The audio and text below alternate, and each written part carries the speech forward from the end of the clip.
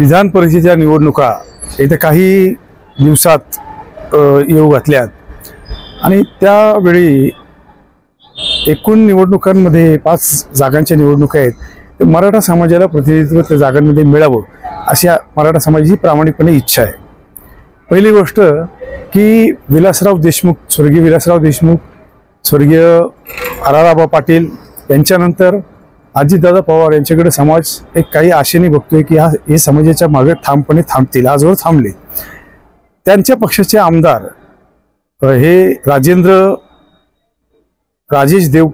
विटेकर हे विधान परिषद सदस्य होते, ते आता विधानसभेवर निवडून आल्यामुळे ती जागा खाली झाली।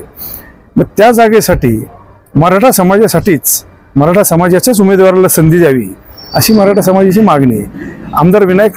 स्वर्गीय आमदार विनायक मेटे गेल्यानंतर विधिमंडळाच्या दोन्ही सभागृहामध्ये मराठा समाजाचा आवाज अतिशय क्षीण झाला, म्हणजे थोडक्यात संपलाय म्हणलं तरी चालेल। त्या ठिकाणी मराठा समाजासाठी बोलणारा, त्यांची बाजू मांडून घेणारा असा उमेदवार अजितदादांनी द्यावा। मग तो तुमच्याकडे अनेक मराठा नेते आहेत, त्यापैकी अशा प्रकारचा नेता आपण द्यावा आणि जेणेकरून मराठा समाजाचे प्रश्न सुटतील अशी समाजाची इच्छा आहे।